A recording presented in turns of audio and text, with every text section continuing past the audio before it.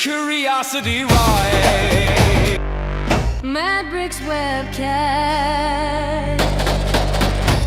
Where the human spirit flies.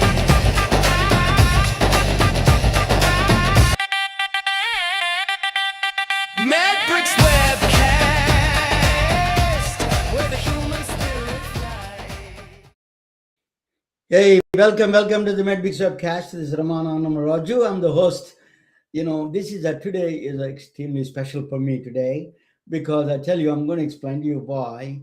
There is a lot of nostalgical, nostalgia for me. There's a lot of memories of Canada. I moved from United States, India, a small village in India to a small village directly to Montreal, Canada.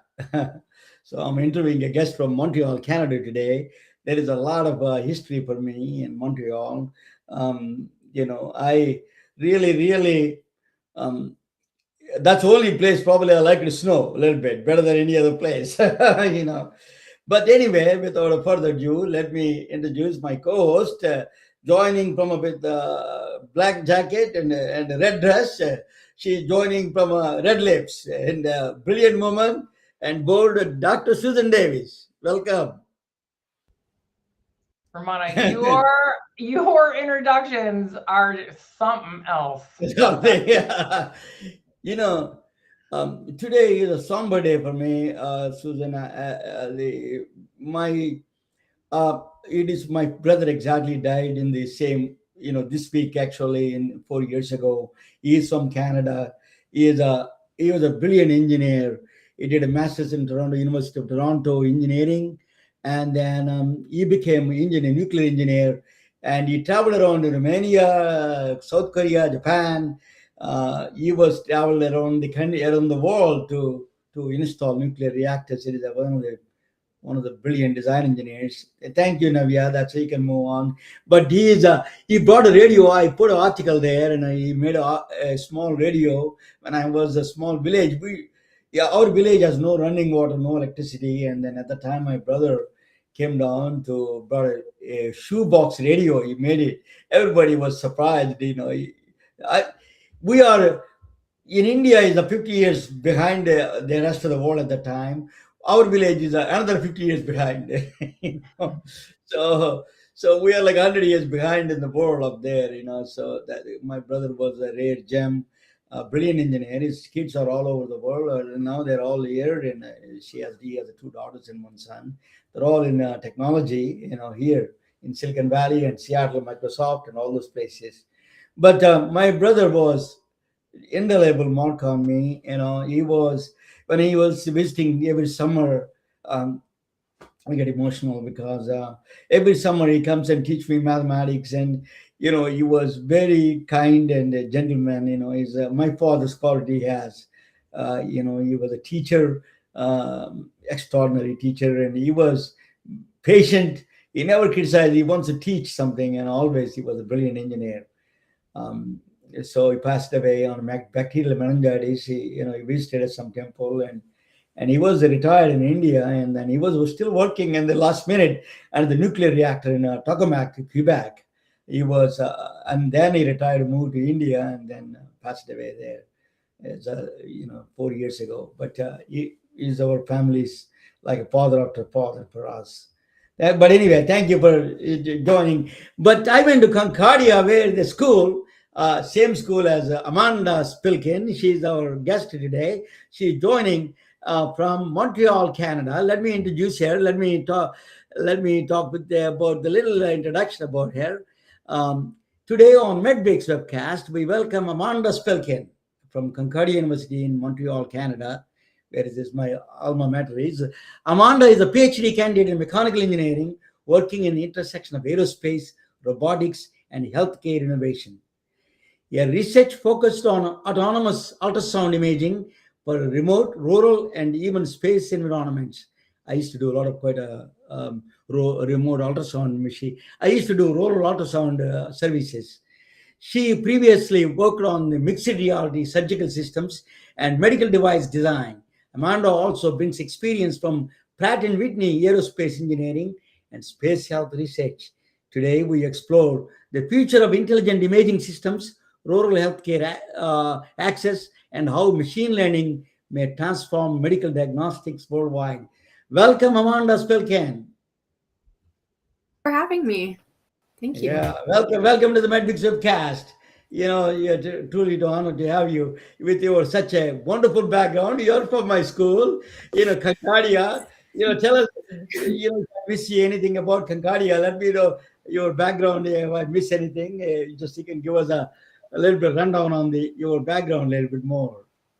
Yes. So, anyways, thank you for having me. It's really a pleasure. And you mentioned nostalgia, so I'm happy to share this moment with you as well. So I'll give you a little bit of walkthrough through, I guess, my career path and what led me to being here today. So from childhood, I was always interested in many, many different things. The two things that really stood out to me was the human brain and health. And then I liked anything that had to do with space and aviation.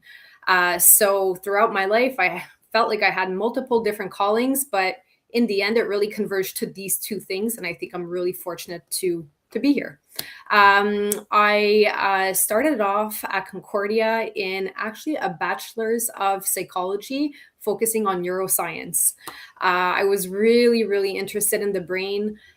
Throughout my time in that department, I actually started doing research on the brain, took a lot of courses on pharmacology. And at the end, I realized I actually really want to go into physics because this is how I'm going to understand really the fundamentals of everything, how medical imaging works, and I'll be able to branch out into different things. So I ended up going to do a second bachelor at Concordia. I focused on biophysics. I ended up working in brain imaging, so functional near-infrared spectroscopy, MRI, did a master's in brain imaging as well. And then after that, I started working at Zimmer Biomet. I was working on mixed reality. I applied for orthopedic surgery. And in that time, I had an amazing opportunity to join a PhD project. So this is what I'm working on today, as well as working in aerospace and defense. I was very fortunate to land in a project where I'm working on ultrasound technology for rural and extreme environments. So that's a little bit of what brings me here today. How exciting is that? And it doesn't get a whole lot more extreme or rural than space. Yes. Yeah, absolutely. Montreal to space. So pretty amazing. And all Romana's most favorite topics: physics, spectroscopy. Yeah. Mine, a little rural medicine, a little CPR, the bio stuff. Yes. Mixed reality. We've got lots to talk about. Where do you want to start, Romana? Amanda, just I wanted to get reminiscent of my stay in Montreal, Canada. Yes, I used to please. live in Resort.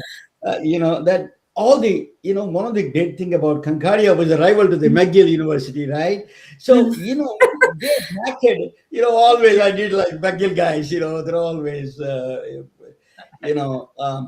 but in Montreal, Concordia he attracted a lot of powerful, very smart people. Professors are very smart. I mean, I was surprised how a small school like that he attracted a very powerful people in the world. They are the first ones, I think, attracted a lot of international professors and all over the world. I mean, that was head of the Department of Computer Science is my supervisor, Radhakrishnan. He was there. He wrote several books on computer science at the time. But anyway, getting back to the rural medicine, rural space, let me ask you a question on you worked on the cross section of space.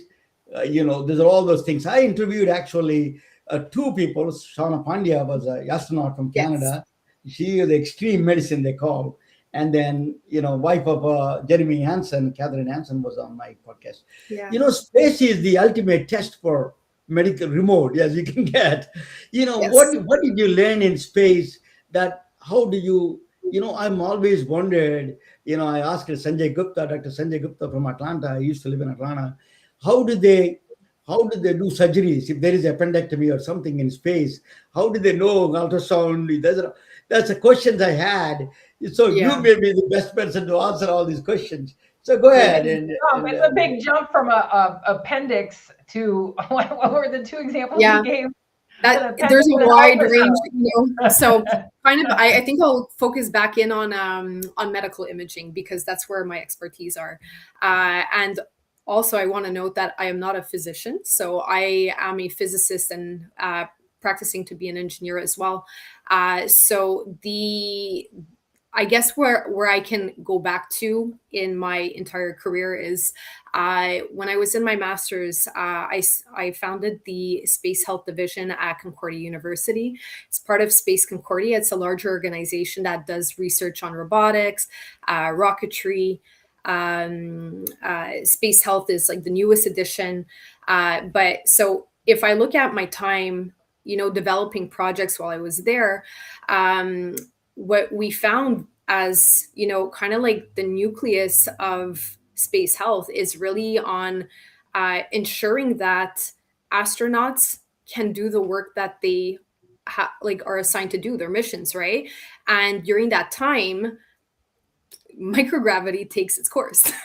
So the Yeah. body, no matter what, we are changing all the time, whether we're on Earth, but even more so in microgravity, because this is simply an environment where the human body, evolves differently over time.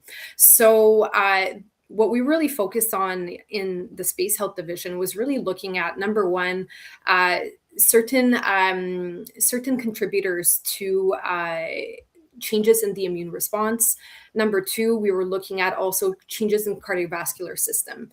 And as another layer, we were looking at certain methods that can be used in case any accidents happen. So we were looking at methods for CPR as well.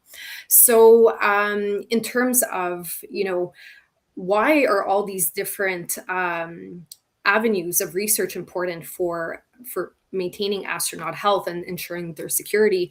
It's really that you want to ensure that you're giving them the best experience, ensuring their health, monitoring the changes over time, and ensuring that they are going to safely return to Earth.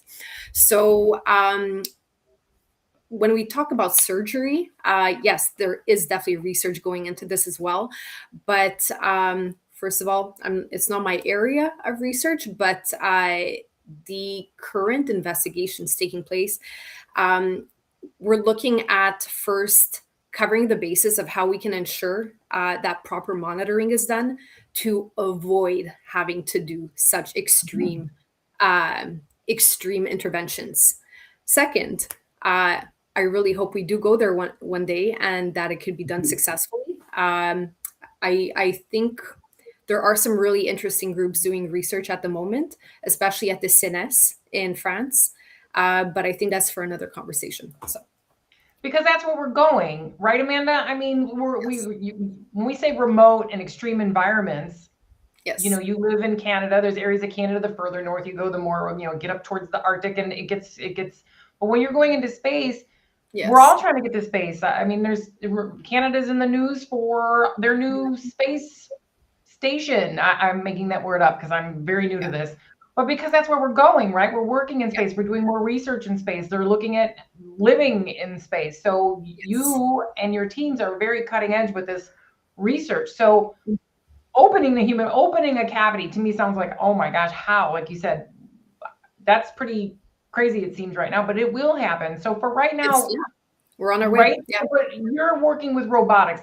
So I love watching your career, reading about your career, starting in your master's work, and then into your PhD work, and now in your job, pulling that all together: robotics, mixed reality, ultrasound, and imaging. So give us an example of something that your research with all. I think it all is combining. It's brilliantly combined. It's crazy how the world works. It's really converging. Yeah. So the thing that's really interesting, because it's kind of in development right now, is so my colleague and I, we started the Healthcare for Extreme and Rural Environments Research Hub right now.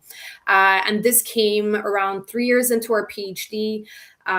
We started looking at, what is it that there's a lot of research in AI. There's a lot of research in ultrasound, right? And there's a lot of groups also that are putting the two together. What is going to make this different in terms of like deploying it on the field? What do we really want to help people with, right? So number one, accessibility to healthcare. If you live in any cosmopolitan city, going for a cardiac ultrasound, it's quite a standard procedure. You can walk into any emergency room and you can find a doctor that is going to be able to perform at least the basic cardiac POCUS protocol. What do we need to look at more, right? So what are the things that the rural population suffers from most, right? So we know, looking at Canada, we have around 20% of our population that is living in an area considered to be rural. Okay. We know that only 8% of doctors are able to serve these communities. And out of that 8%, how many physicians would actually be able to conduct cardiac POCUS, right? So we have to start looking at not necessarily looking to place more doctors in these areas, because the needs for these populations can be very widespread. So what can we do in order to empower these populations to have access to that kind of monitoring?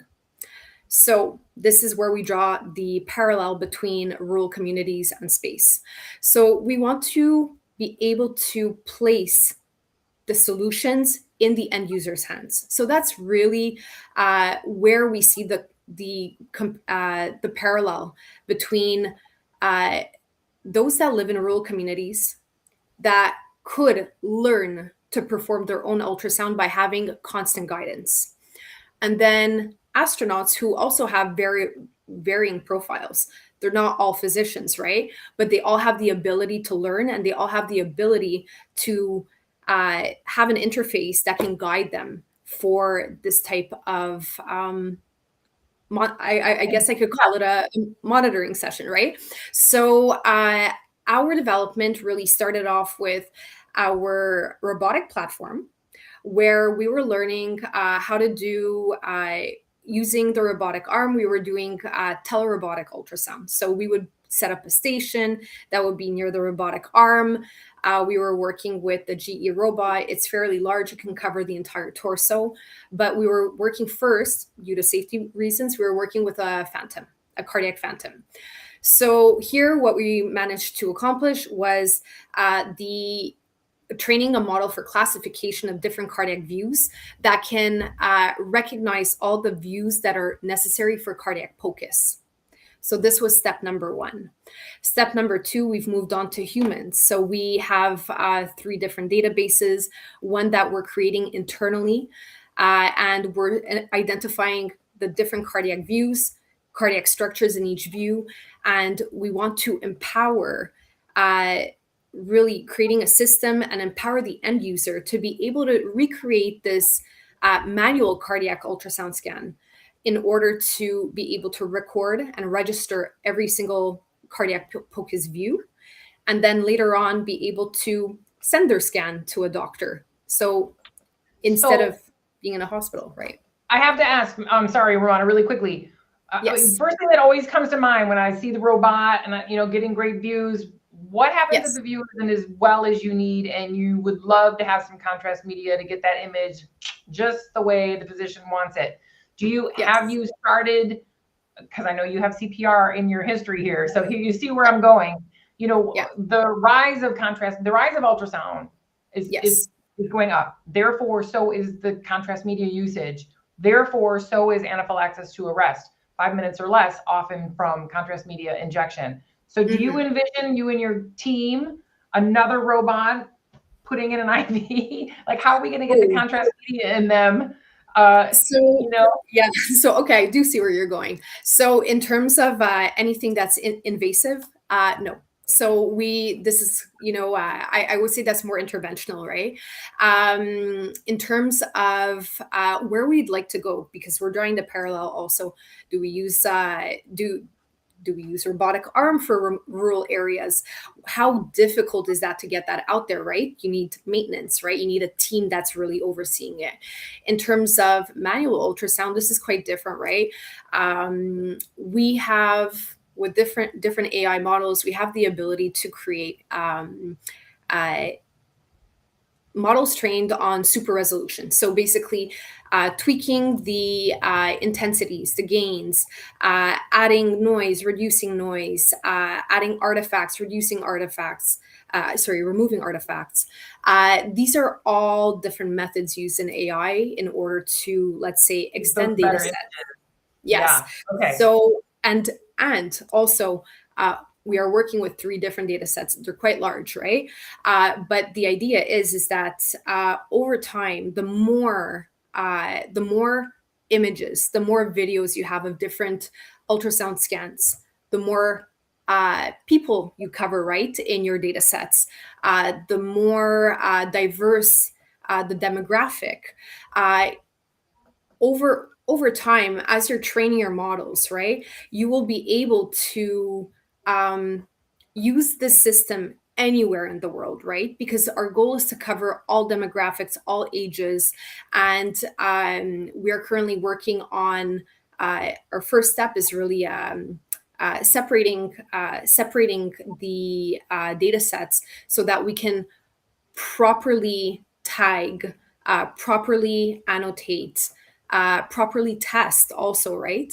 In order to ensure the highest accuracy in our system.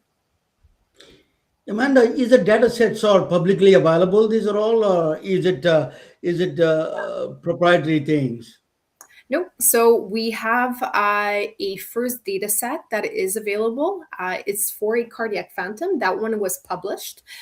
We will have one part of our human data set also available once our research is published. So if you'd like, I can always follow up afterwards and I can make that public and share it with you.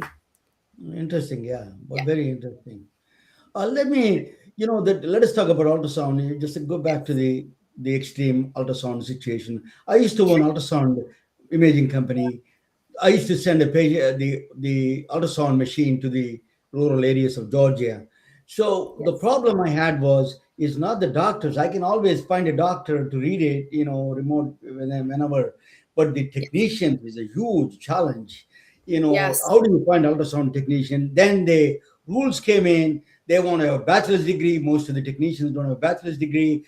So United States RDCS is a very strict. They passed a Yes. stringent laws, and then it became much more harder for us to find the technicians. Actually, there is so much severe shortage of technicians. That's one of the things I'm working on actually. So that is how do you. So this is operator dependent. The technician is so important. Radiologist used to tell me the most important is not me, is my technician, because he sees Yeah. the pictures he takes the pictures. So we are how do you get away from that when you work in extreme environment like a space or in rural areas? You don't have that luxury of this technician experience. Absolutely. How do Yeah. you solve that problem? Tell me again, how do you solve that? Yes. So, in terms of how do you solve it, I mean, I think that this is something you figure out over time. Right now, our research group, so we have gone through a validation phase where we've interviewed many, many, many different people, physicians, sonographers, engineers, medical device experts.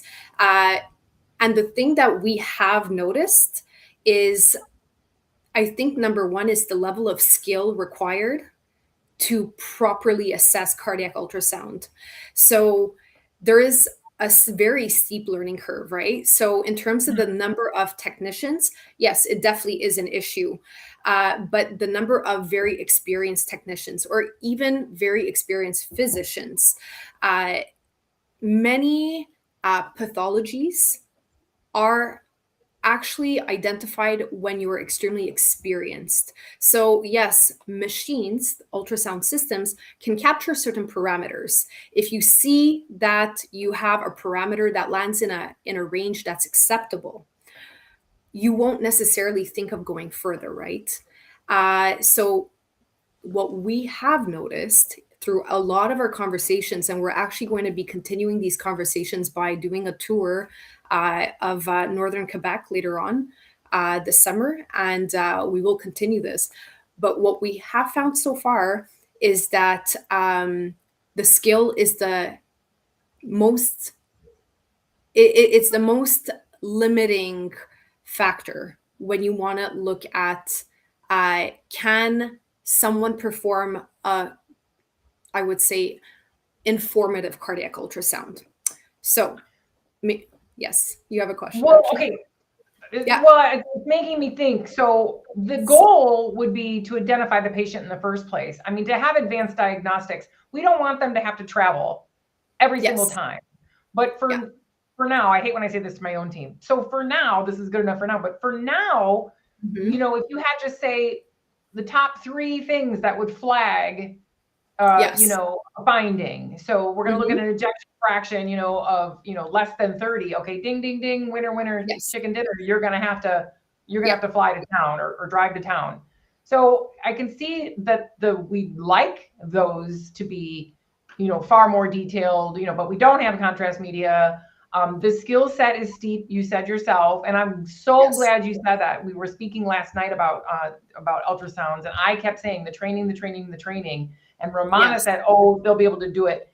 If it's untrained and unskilled, and the angle and the positioning, it's kind of almost like why you've been doing it. But my point is could I'm sure you could pick your top 3 flags that would flag a patient that they would have to come in, and it's enough to get the information for now to get them to a higher level of care if needed. Yes. So definitely. One of the things that we have seen, and we're actually implementing this from a human perspective, a sonographer, a physician will always do if they see something is not correct, you know, not within, let's say, an acceptable range. Redundancy of different views, you know, to confirm a certain measurement or parameter is essential. This, again, requires skill. You need to know where to place your probe. You need to know exactly, anatomy across people is different, right? You need to know exactly what cardiac view is going to give you a parameter that you're looking for. So this is something that I would say is like probably number 1, redundancy of parameters across multiple views. That's 1. Number 2, my research focuses primarily on the aortic valve. Depending on the population you're looking at, you know, if you look at older population, you may see stenosis, you may see calcification. And how does this look like in ultrasound? You might have brighter spots, you might have darker spots, you may have a diameter that seems to be off. But again, because you have one parameter that's off, you need to check multiple, right? In order to really put something in a category of healthy versus unhealthy, right? So I would say that that's number 2. It's really like understanding what you're seeing, and this is why we're developing the model, the system that we are. And as a third one, I mean, it comes down to human factors a lot, right? Are you able to properly scan your patient? Are you in conditions where you can have good angle? Do you have, is the participant feeling comfortable, not comfortable? And in rural environments, I mean, and extreme environments, we're expecting that perhaps something has happened that you will not be able to do your ultrasound scan in a classic way. So this is a human factors perspective too, where you need to plan ahead for rapid movements, someone being in pain, anxiety, popping out with hives, you know, yes. The percentage of patients who've never had a reaction before, the anxious patient is more likely to have a reaction. And we're talking about prior to even using a contrast media. So anxiety alone, Ramana, putting a patient where they know they have to come in, they're not familiar with anything we're talking about. They're already worried about their heart. Now we're trying to put them in a weird position. And if there's any hesitation on the sonographers, you got to understand, how does it feel to be in that room, to be the patient? It's really tricky. So I actually teach sonographers and nurses and providers about their bedside manner when it comes to scanning and That's doing this fantastic. imaging, Yeah. because you're not going to get a good scan. An anxious person and an anxious patient, you're not going to get the imaging that you wanted. What is the role of artificial intelligence in this reducing the dependency on the operators like technicians?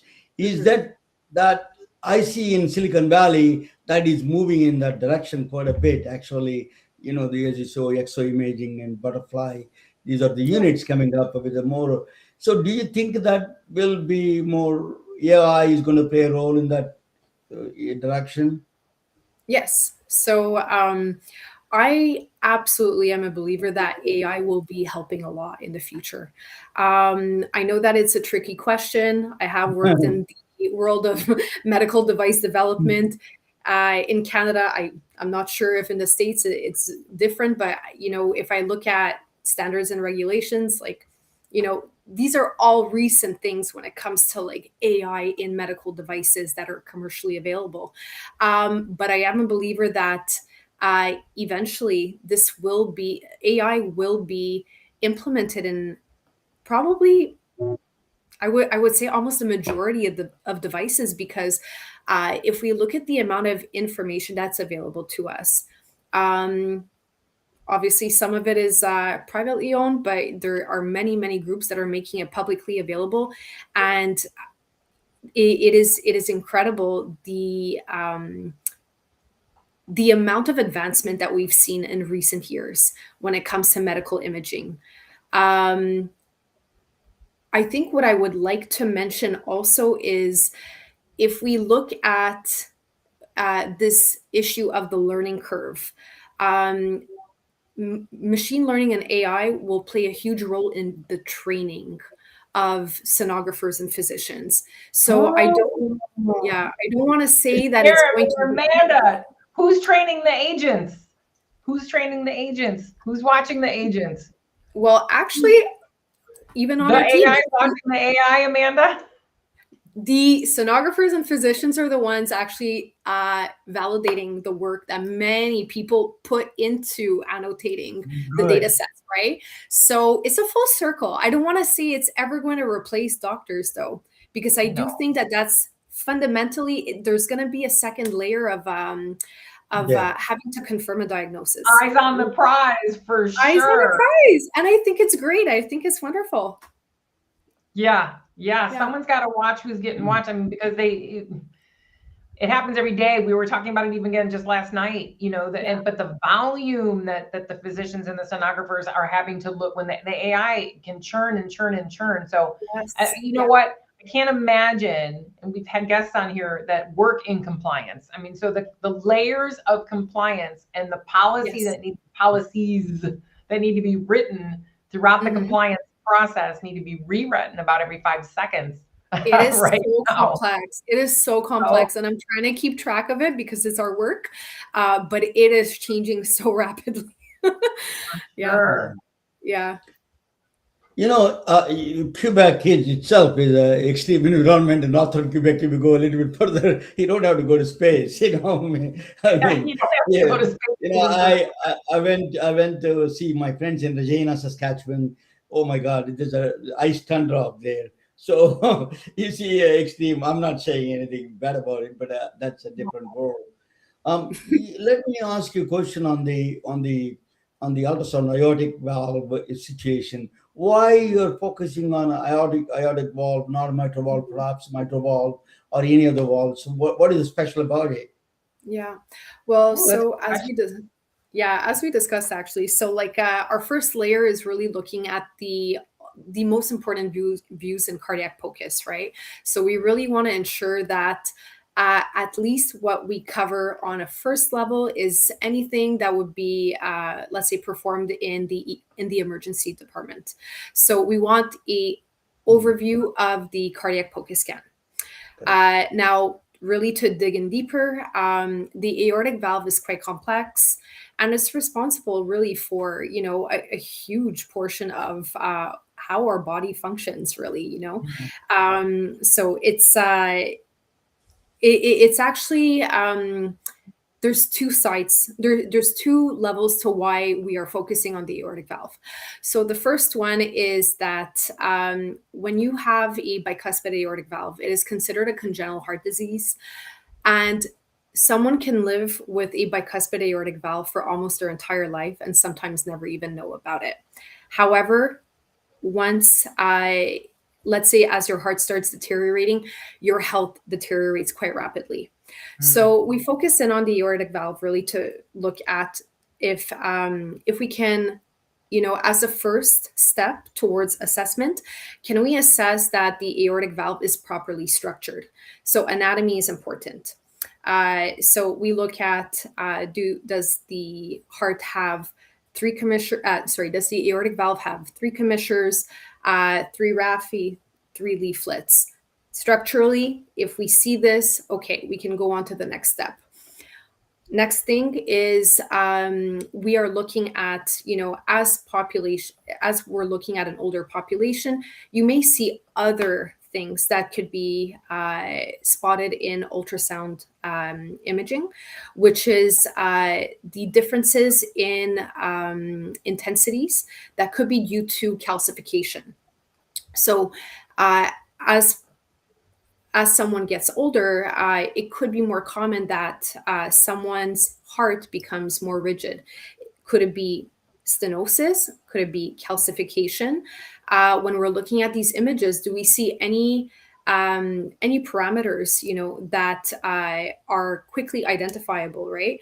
Do we have anything that we pick up in in the images through intensity, through let's say when we're looking at a video and we see the motion of the heart, is there anything that stands out in particular in order to assess rigidity? So stenosis, calcification, do we have movement as expected, let's say? So these are, I would say, the main two reasons we're focusing on the aortic valve. Brilliant. Yeah. Amanda, you're the future of the physics. When I came to Silicon Valley, the physics is like doctors and medicine is physics is like a is like a Sanskrit or a different language, a Polish language, maybe. Wisely chose. It is a very important. Actually, more you understand healthcare, more the physics plays such an important role. Not only in the engineering side of it, and then also the system side of it, system health side of it. Yeah. It plays a critical role in the physics now, because that American healthcare system is a broken healthcare system, is a chaos beyond repair in my view. So this is where physics plays a role. In physics has a very important role in its place. So I wanted to present a topic on it a little bit. It may be interest to you because that is something that Navya, can you put that? That is actually something connection with the Concordia also a little bit. Let me introduce you. This is I always think Amanda, you can comment anything anytime. You can make a comment. It's just a very short presentation. So this is I wrote a book actually during the COVID. Is a science is not a subject. Science must be a lifestyle. In that book, it's I'm not talking about mathematics. It's a mathematics of how that hidden life secrets hidden in the mathematics. That's what either biology and frequencies. Susan talks about frequencies all the times. I'm going to talk about 100 years ago. A man from India changed the world of mathematics forever. I'm going to tell you about that in a minute. His name is Srinivasa Ramanujan. Srinivasa Ramanujan was born in a temple town in Tamil Nadu, India. It is a temple town. It's all the temples around there. He was born in 1887. and he was born into the, you know, very, at that time the house has no electricity, no running water. He was born in a relatively poor family, not extreme poor, but is a Brahmin, and he was learning all the Vedas and all those things. He was very influenced by Hindu gods and all those things at that time. So he was brilliant, brilliant in mathematics. He learned. He was he loved numbers. He not only see the numbers, but he lived in the numbers. He brought the life back from numbers. Number theory is one of the strangest thing. Ramanujan summation is, if you add all the integers, is a one minus 1/12. It's a very strange mathematics. He bought it. So he threw out so many equations, and he's sending all his equations to different people. And then he sent one of those letters to Hardy, G.H. Hardy, his supervisor in England. His name is G.H. Hardy. He is a very well-known mathematician from Trinity College, from London. He sent Ramanujan sent a letter to him, and then he was stunned to see that equations that even beyond his understanding of these equations, he cannot be fraud. This guy has to be real. So he invited him to England. He doesn't have a degree. He has no formal education. He's just reading from his backyard and doing in the living room all his mathematics. So he moved to England in 1914. From through ship. In fact, Ramanujan went to England, and so then all of the professors in mathematics department. That is where Trinity College, where the Newton was a professor in 200 years before that, is that Newton was a professor in the Trinity College, Sir Isaac Newton. So they asked him, the questions are very similar. J. Hardy and all these people are surprised how he arrived at these equations, which is our mystery. What he said that is in the dreams, that a God is coming and giving him all these equations. That's why they asked it. The conversation went in the similar way. Is what God is? He said that he gave a picture, name of the goddess is Namagiri. I have a photo. So the Western people with the logical mind said, "Oh, forget about it. Sorry, we asked you." So it was a very strange combination of this intuitive mind and a religious kind of a scripture kind of world he's in.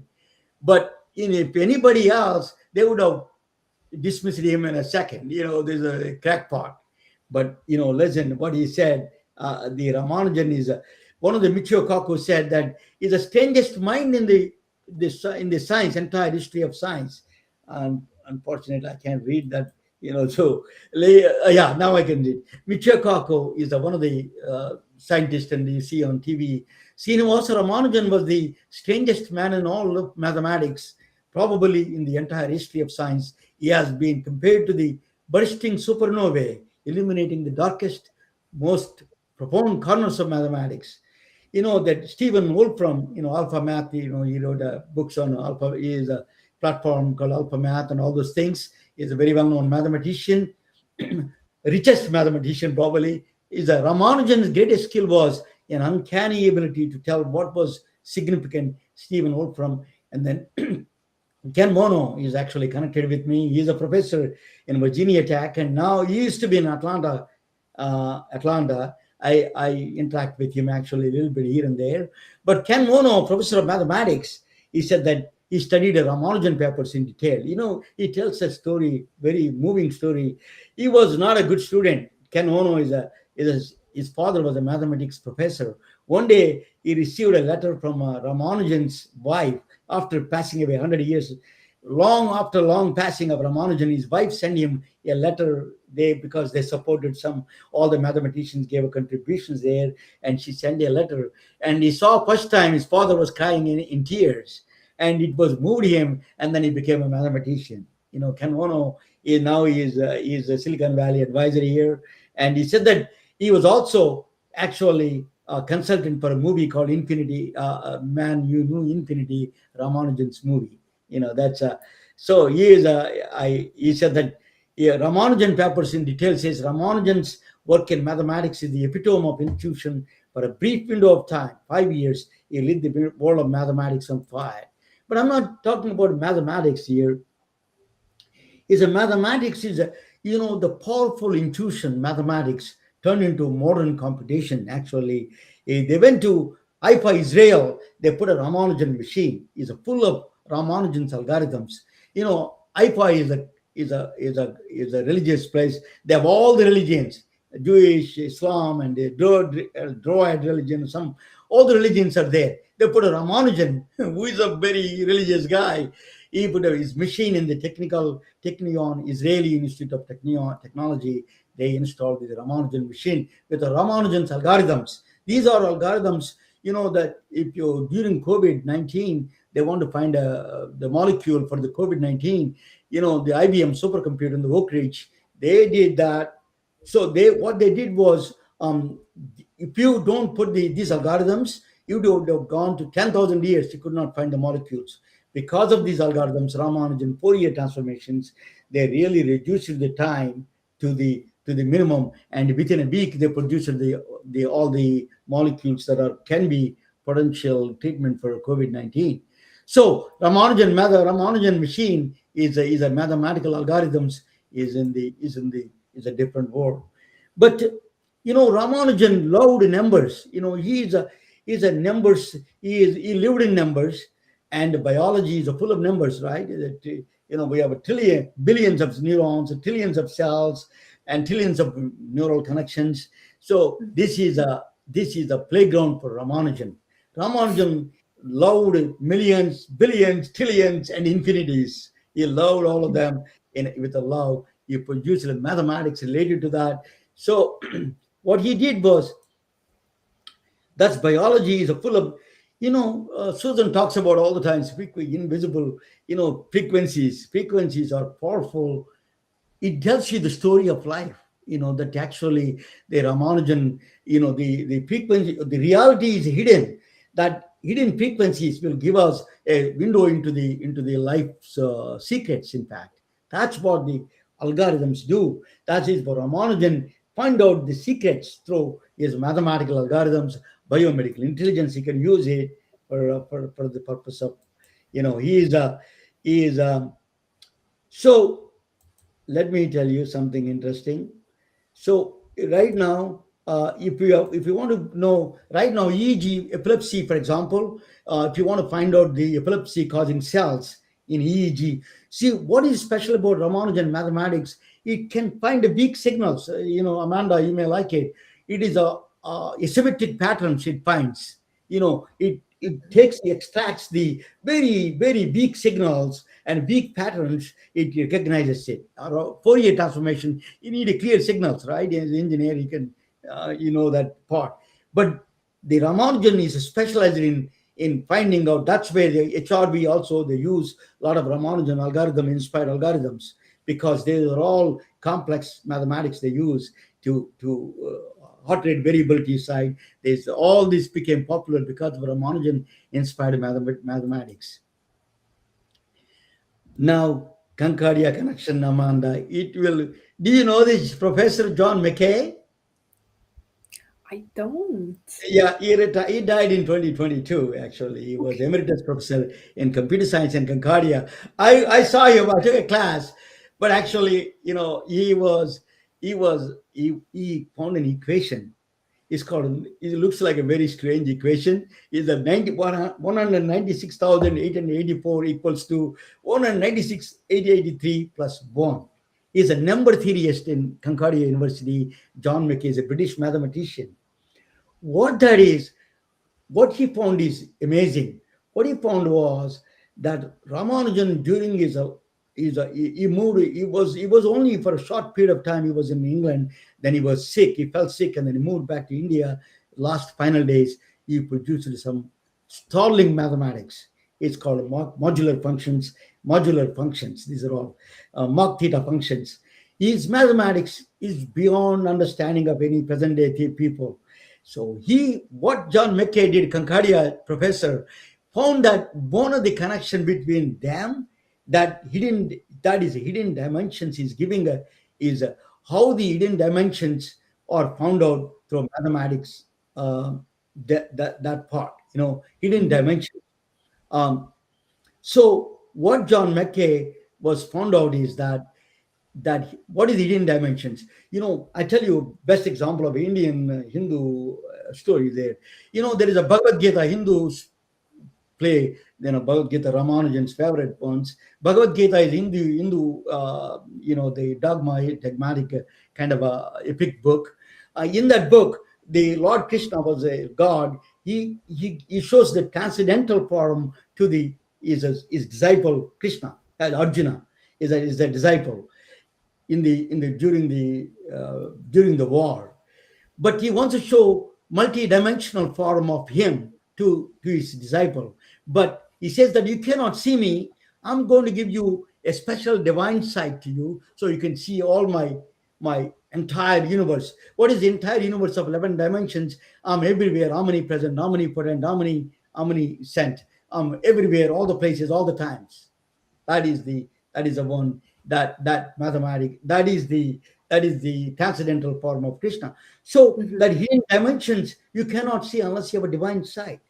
But hidden dimensions in mathematics, you need a mathematics to see. That's what their origin gave, hidden mathematics to see the hidden dimensions. So that's what John Mackay found out, the connection between the physics and the hidden dimensions of the physics. String theory was evolved from there.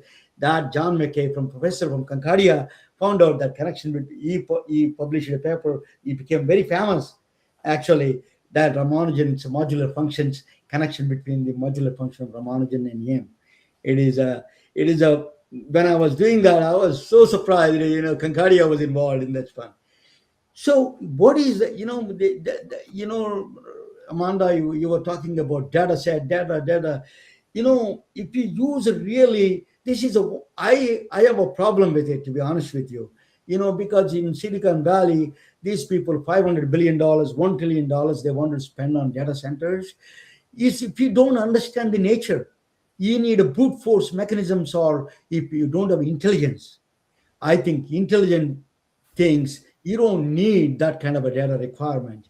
You teach intelligence, that is enough for really find out. If you understand the nature's code, you can understand a lot of these things. That's what you need to teach, understanding the nature. That is what Ramanujan mathematics gives into preview to that intelligence, through mathematics, the formalism. So that is theory. He died in 19. He died a long time ago, 1920. He died, but let me tell you, his mathematics just lit the fire in him. A lot of people working on his mathematics. Black holes, for example, the entropy of a black hole is based on Ramanujan mathematics. The entropy of the black hole on the surface, that they store the information paradox, was solved through Ramanujan mathematics. String theory, for example, that higher dimensions, that string theory, higher dimensions, is all these things came from Ramanujan inspired mathematics. For example, microorganisms, all the viruses and bacteria, they're all billions and trillions. That's infinite numbers, can be dealt with the Ramanujan mathematics. He understands it. Even ATMs, cash distribution is the integer partition system. He found out the partition system through this one. So there is a movie was done, Infinity, The Man Who Knew Infinity, by Dev Patel in England. It's a wonderful movie. If you have not seen it, see it, please, on Amazon. It is really a great movie. That was Ken Ono, the professor, was as a consultant for that, actually. It was a fascinating movie. How a brilliant mind 100 years ago, the technology still we are understanding there is a lot of powerful people working on some of them are my friends, actually. So what is that Ramanujan mathematics can tell you in biology is the cancer cell signals are all weak signals. You can detect it through that strange signals. You can extract the patterns through Ramanujan mathematics. Brain signals, for example, neural connections. We spoke of the Bobby Kasturi. He was working a connectome, a huge the system that he's working on. He did that. Those kind of things. Ramanujan mathematics really shines. So there is a lot of people working on it. A man who lived 100 years ago, He produced it from mathematics in a kerosene lamp, produced it mathematics with infinite series. Is a complex, still we are understanding, we are trying to understand. He gave a 3,900 ideas, theories, and probabilities. He gave it is Miranda Chang of Paris. She is a pioneering. Manjul Bhargava, I know him. Manjul Bhargava from Princeton University, mathematician. Actually, I met him. He looks like a student. He was working on the number theory. And then John Duncan. John Duncan is from Emory University from Atlanta. Ken Ono, I was telling you, they are all the powerful minds of the world working on this one, including Concordia. Some of them are working with the John McKay students, probably working there. But the Shamit Kachru is another friend of mine. He's from Stanford Research. He did work on these monster groups. These are the that is I want to mention you. That's one of the things is I just a little complex, but I'm going to do that. I said that monster moonshine. I did. What is the groups are sporadic groups. These are groups of. So you take a snowflake. How many ways you can rotate? The only one way. Then it is no difference when you rotate. So all these operations you do, these are part of the groups. They make it. But there are groups that they don't fit in any group. That's called a monstrous group. I don't know why they put a moonshine, because you have to drink a moonshine or something. I don't know. So to see those dimensions, to see the numbers. But, Susan may know about it a little bit more. Yeah. So moonshine mathematics is a mathematical background, actually, that to find hidden dimensions. So that is a group that working on. Thank you for watching. It is a that connection. I loved it. So that's I wanted to talk about that. Thank you so much for joining.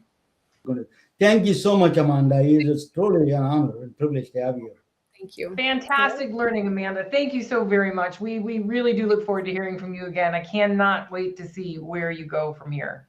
Yes. And all your colleagues. We are retelling their stories through our patented designs that can be worn on scrubs, t-shirts, printed on conference bags, and endless other promotional materials. Daily Wear for Medicine is the first ever of its kind to create curiosity in medicine through visual art. We at MedBricks are celebrating unsung heroes of the past who made enormous contributions to the field of medicine through our unique campaign called Daily Wear for Medicine. You can wear it, carry it, and give it.